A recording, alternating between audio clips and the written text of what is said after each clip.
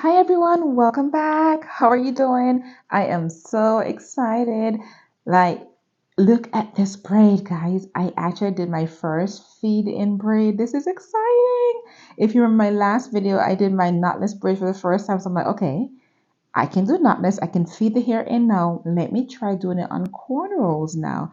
And I'm like, let me try it on my daughter's hair. And that first braid, it attached, it went in.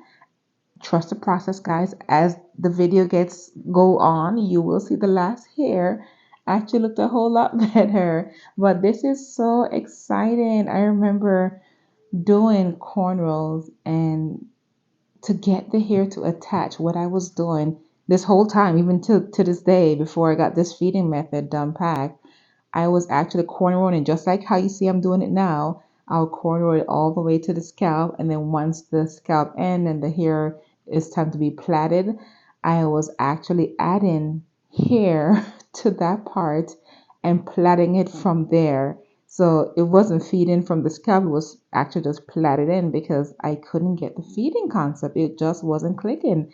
And let me show you a picture. I'm going to insert a picture and show you an example of that looks like. Mind you, this is a freshly done hairstyle. This is a few years ago. This is not recent. This is a few years ago. Even the box braid looked a hot mess. Like I had no idea what I was doing, but I know I was trying to get the hair to attach. Bless her heart. She went to school like that.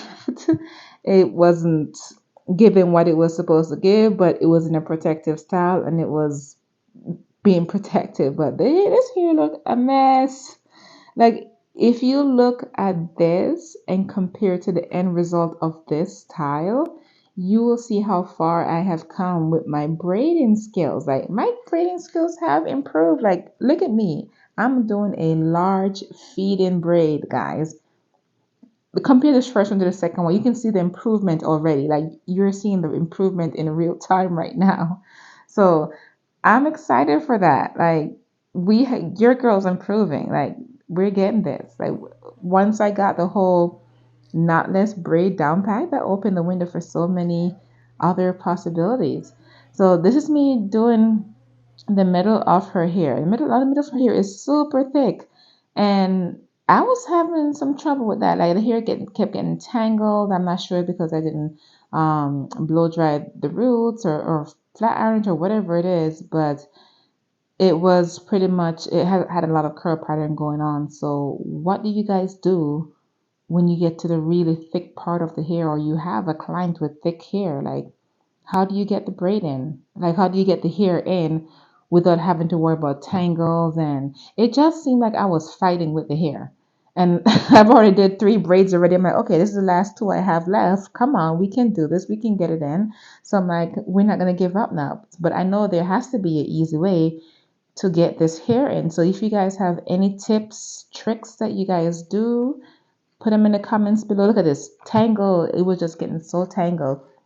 And but I was getting it. Look at that. The hair is being fed in.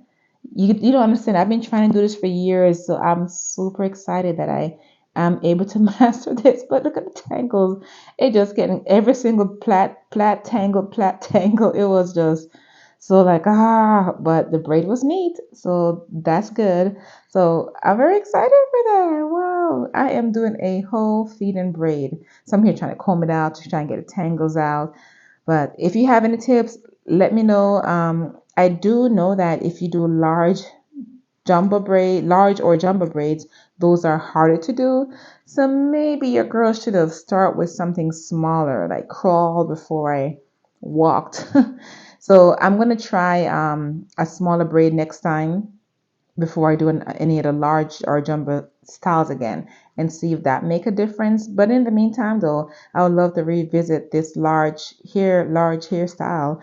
And if you guys have any tips on how to get it in a lot easier, let me know. But the hair surprisingly stayed neat. Like even though I was fighting with it so much, it surprisingly stayed neat. So that was exciting. That was good to know.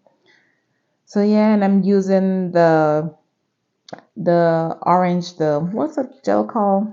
I think I had a picture of the bottle earlier. You will see it in there if you in the very beginning of the video. I had it in there.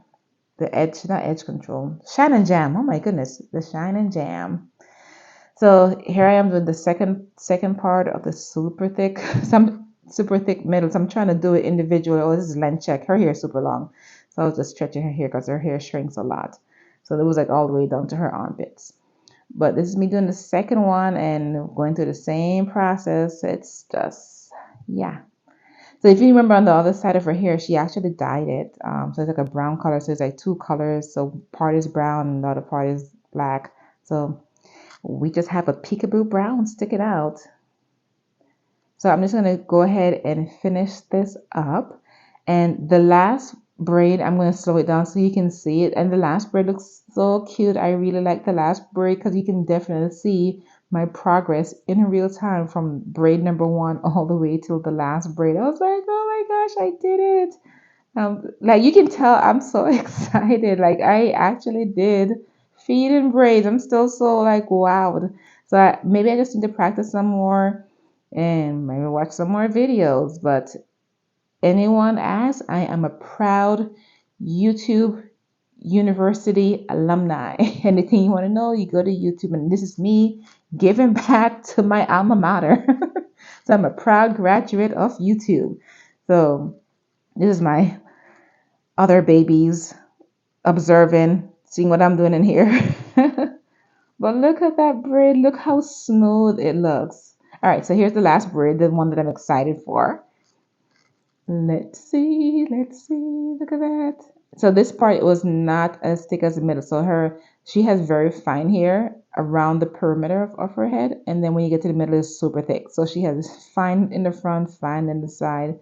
So this one's a lot easier to get the hair in. But take a look. And listen, I know you guys see those baby hair, the edges. Don't come for me. No idea why I decided, hey, let's lay some edges before we finish the braid. Yeah, that wasn't a good idea. But I left her edges out, so she will do whatever she wants to do with them, swoop them how she wants to swoop them. But I was like, ooh, swirls, swirls. It had looked cute. I should have showed you guys that before I messed it up. But it had looked cute until my hands got in the way and smushed all the curls that were over there that was swooping. But back to my braid. Oh my goodness. And you can see like even my technique of feeding in the hair is even getting better. Like I'm looking like a professional, guys. Like look at this. Okay, okay. Like I am so proud of myself. And just keep practicing. Like if you are trying to braid, like I did not get this took years doing my own hair or doing her hair. So just keep practicing. Even if it's just on your own head, keep trying. Because I actually learned to braid on my own hair first before I could braid on someone else's hair. Like braids used to look better on my hair than when I did it on someone else's. And for some reason now I can braid someone else's hair better than I can do my hair because there's just so much different angles you have to turn your hand in to get and grip, especially when you're doing different styles and patterns. With just a regular braid to the front, to be specified to the front, it will look good. But once I get to the middle and the back, it's like okay. But what I've been learning now is using a mirror to help me do my own hair. That has been helping. So I've been using that like multiple mirrors instead of just using one mirror to see the back. But look at the braid, guys. This is so amazing. So let me finish it up and I'm going to show you some pictures of what she did with it afterwards. And I'm so proud of myself. And hopefully this inspire you to go out there and practice, do your own hair, do your children's hair, family hair, and get those styles. 'Cause sometimes you see styles that you like and the price can be out of your budget right now, or if you are like me and you change your hair so often that it's not even worth the price to go do it. Like I'll have a styling for 2 weeks and I take it, okay, tired of this hair, is itching or it's too tight or whatever it is, then I take it out. Or you just get tired of it and you want to get something else and you don't keep it the time it is recommended for based on the price you pay. You may want to do it yourself so you don't feel like you're wasting your money because you know what time you put in it, you know what your time is worth. So consider that. So here's the finished results. There go her little brown highlights that she has in there. And I should have done the parting a little bit different, but I was so focused on the braids. The braids came out. Bomb. They look great. So excited. Look at that. Wow. And she ended up putting it up. So she had it into like little space buns. But that's cute. I'm loving it, loving it, loving it. Here's another shot.